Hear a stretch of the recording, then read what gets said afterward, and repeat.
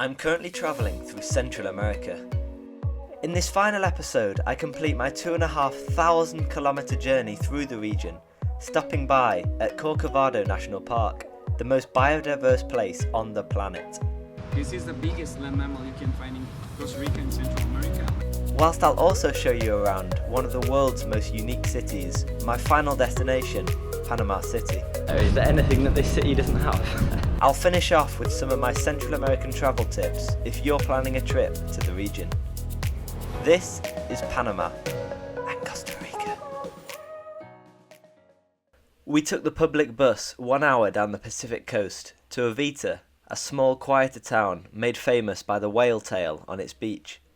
It's also known for being the best place in Costa Rica to see humpback whales, but of course we weren't there in the 9 months of the year they can be seen. I think this is actually the most relaxed I've ever felt, just sitting here with a handmade iced coffee, watching these fancy birds fly around. So peaceful. It's like this is proper Costa Rica, what Costa Rica's actually like. Incredible and so relaxing. That night, we stayed in an eco-lodge up in the jungle on the outskirts of town, which was much harder to get to than expected. I didn't realise quite how far we were staying into the jungle. But it's so difficult to get through to the camera how hot and humid it was here, so by the time we got to the top, we were exhausted and not in a good way. But just as we were calming down, the heavens opened with possibly the heaviest rain I've seen in my life. So the electricity has dropped out because of the storm. It's crazy. So much rain. So I can't really give you a tour of the place because there's no light. And we're just about to go to the shops to get some stuff. You're probably not going to be able to hear me. This is mad.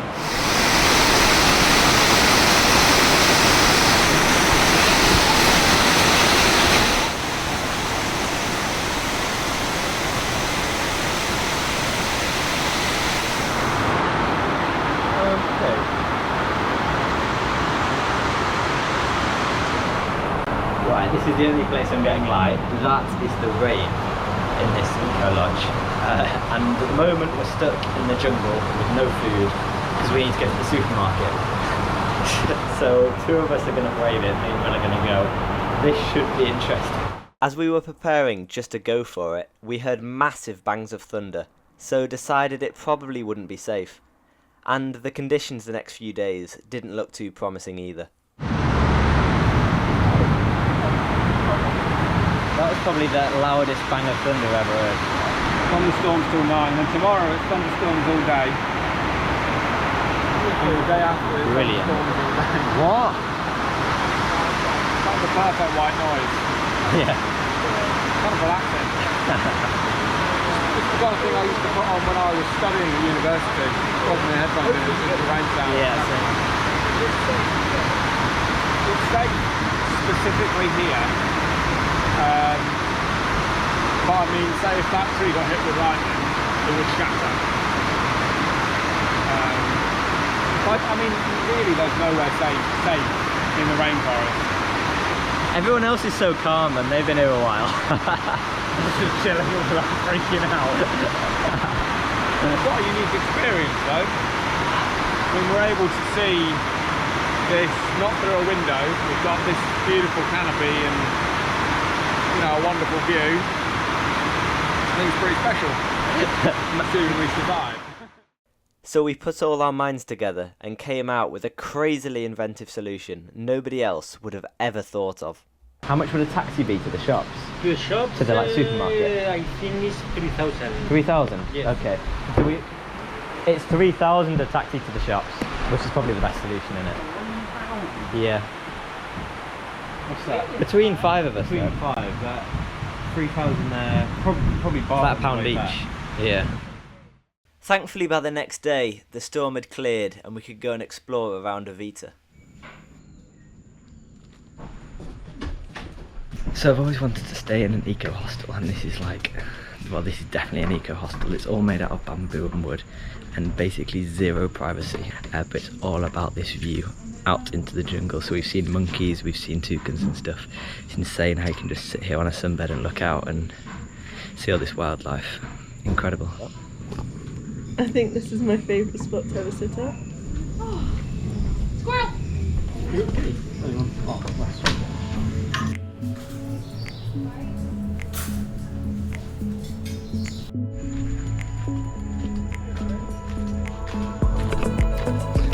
So we're heading to Cascada Verde waterfall, which is a 10-minute walk. Should be good.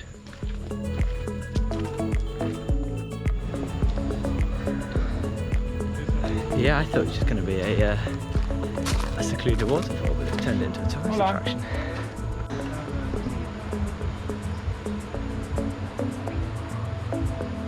The rules: please take your trash with you. Take your belongings home. Jumping off the waterfall is at your own risk.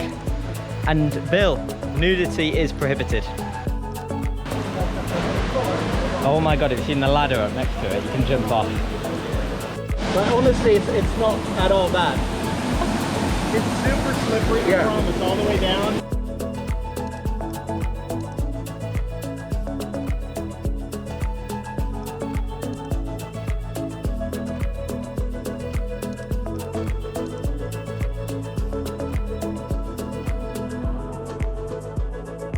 Then tomorrow we're heading to the most diverse place on planet Earth according to the National Geographic, which should be exciting. So finishing off Costa Rica, seeing loads of animals, hopefully.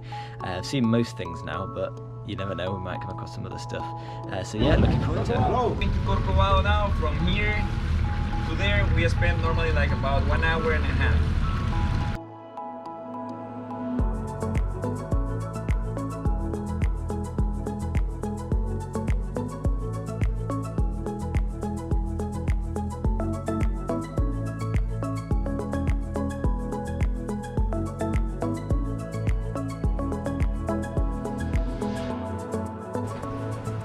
This is all about luck. Corcovado is pretty big national park, like about 50,000 hectares.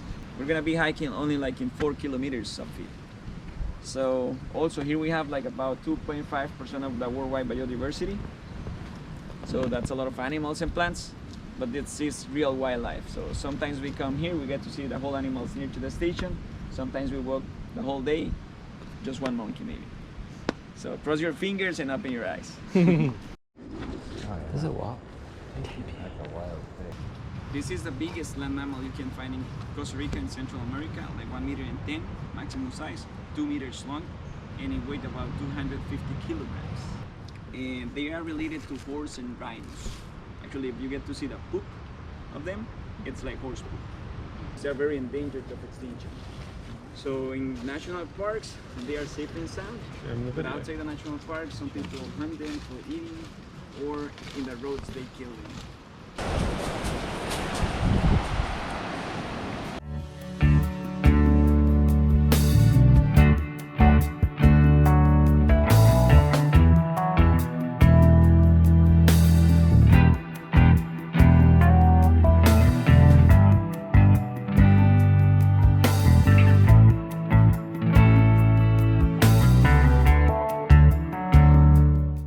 Oh my god. That's so. Look at the little tiny feet. It's a bat. You can see them in the front. Oh. Don't like spiders? Not They don't bite. Wait, where did he go? Right there.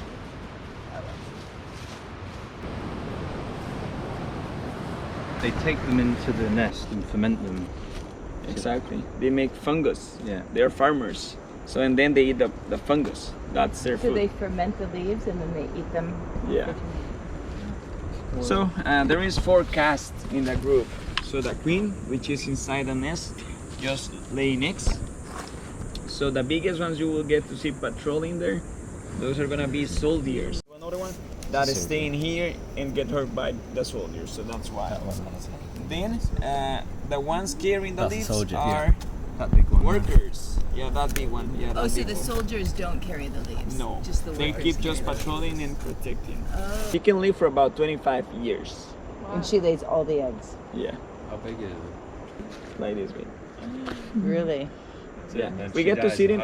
We get to see them in the beginning of the rainy season, because obviously she has to lay Come some out. eggs that are going to be queens too. Oh yeah. For so when it's the beginning of rainy season, they develop some wings. They fly, the males too. They mate in the air. She's gonna store as much sperm as she can, and then she's gonna look for his own nest. All these holes go into the nest. Yeah, all that holes. Wow.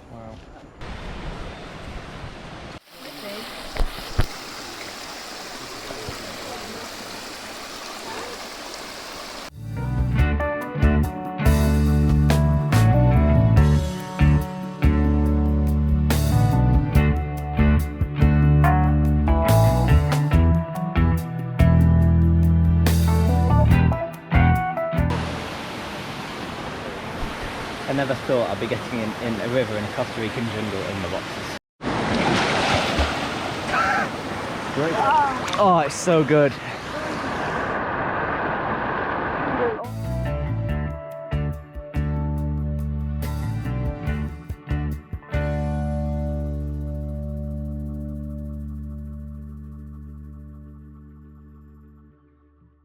On the way back from Corcovado, we passed the Siempre mangroves, which are 20,000 hectares of protected mangrove forests. Mangroves are trees which have their roots above the ground, forming a natural barrier from sea erosion. They play a crucial role in reducing coastal erosion. The roots are able to bind soils together, whilst the barrier they form also takes the energy out of strong waves like tsunamis. They could also play a significant role in reducing the effects of sea level rise in future.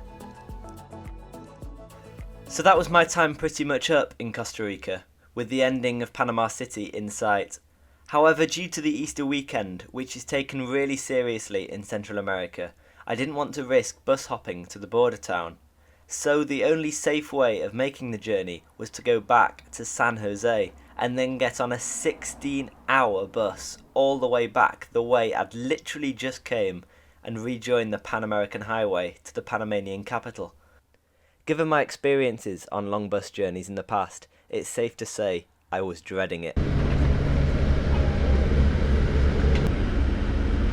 definitely better than any other long bus journey I've done.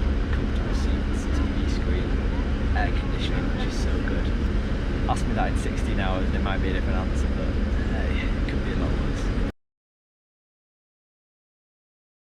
The less said about the Panama border crossing, the better. Although we had everything we needed, the border officials made us pay to photocopy all of our documents at this small little shop on the border.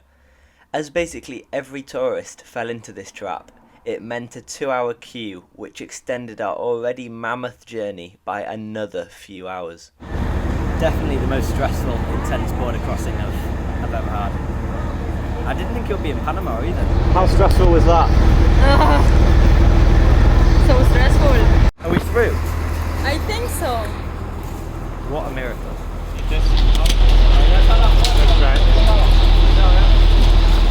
So we thought we were through and now they're checking our bags, which is probably another 45 minutes. What a joke.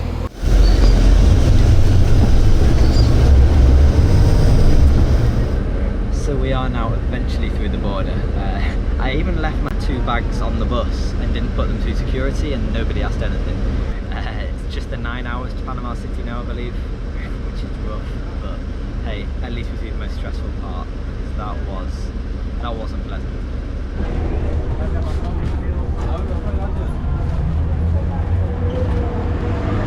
Last stop, Panama.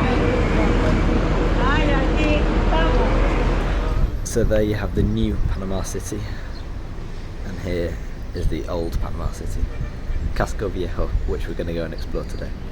So Panama City has quite a confusing history. There's basically 3 areas to it. There's the really old town, which is called Panama Viejo.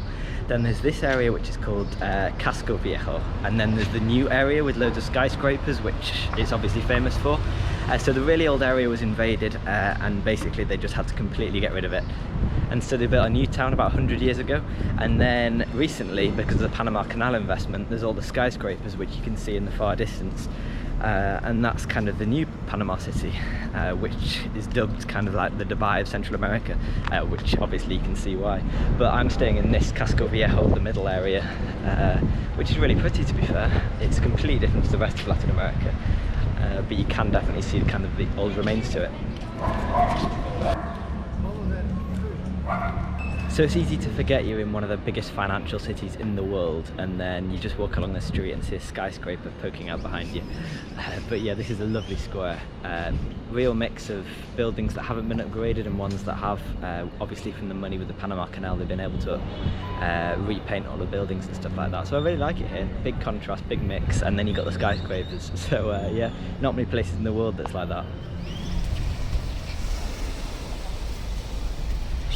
So one of the most unique things about this city is this weird road behind me, which they call a bridge, but it's really to take out all the traffic from the old town, which it doesn't do that well because it's still really busy. But it's like a circular design out into the sea, which I've never seen before.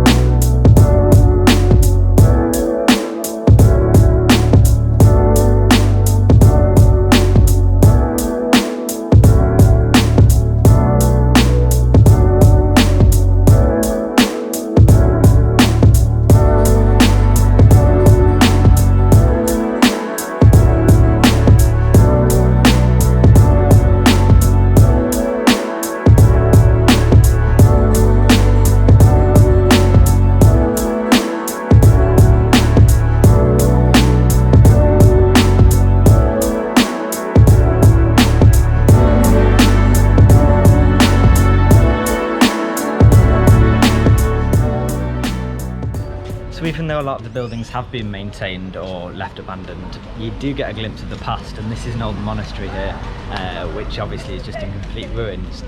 But the contrast, like I keep saying, between the old, the very old and the new is amazing here.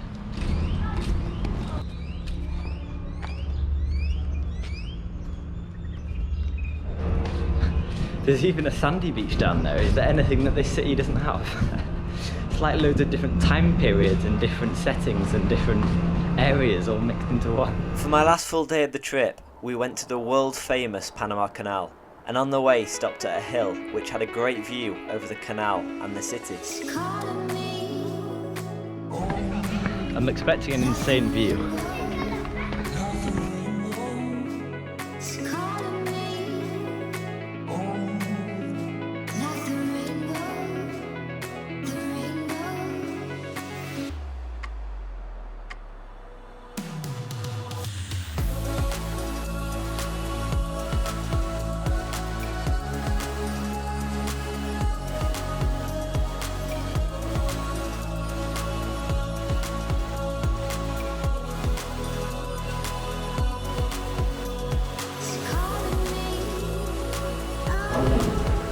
Bienvenida. Uy, se le thumbs up. Gracias. Gracias.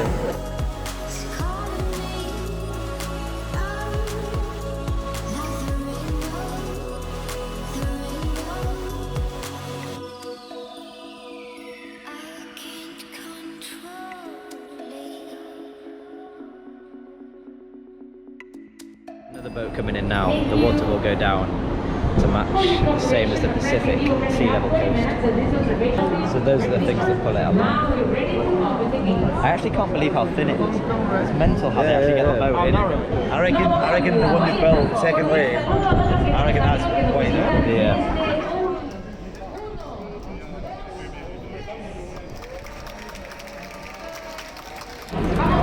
That had clapping when the plane landed.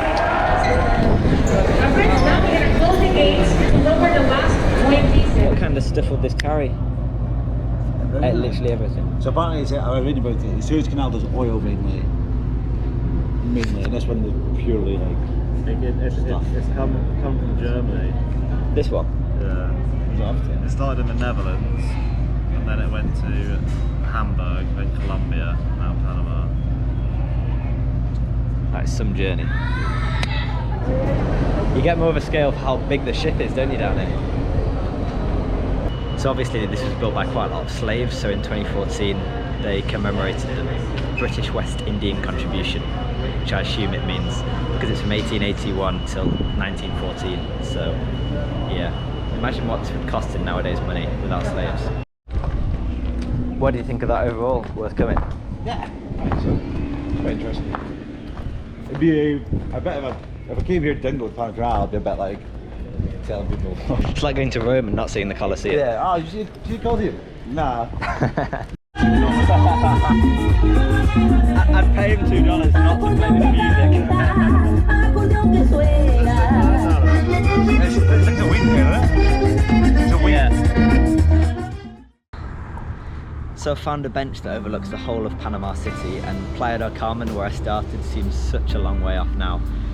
From the beaches of Mexico, Belize, the jungles of Guatemala and the wildlife in Costa Rica, to finish off at a massive city like Panama City is amazing. I've seen it all in the last 6 weeks, travelling through Central America, and I've loved it.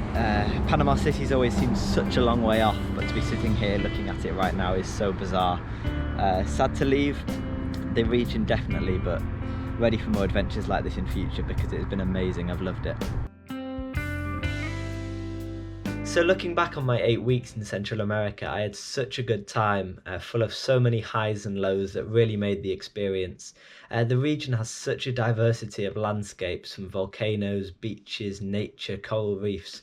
There's something for everybody, and every destination means something new, some new landscape, new activities. It's such a brilliant region to travel. So if you're on the fence whether to go or not, I'd just say go. There's so many solo travellers, both male and female. It's easy to travel on buses, no problems at borders really, and also the locals are friendly and no one's really trying to catch you out. One thing to bear in mind is the hiking in prices in the touristy areas. It gets way more expensive, which you'd expect, so that's something just to bear in mind. But what I love the most about just going somewhere new by myself is the friends I make by the end of the trip. Tam, Cash, Bill and Maddie particularly, and Zev. We had such a good time travelling through 3-4 other countries together. So that's the magical thing about solo travelling. You go knowing no one and you leave knowing loads of different people, having loads of different experience with them. So if you're on the fence about travelling to Central America, if you should go or not, I'd say just go.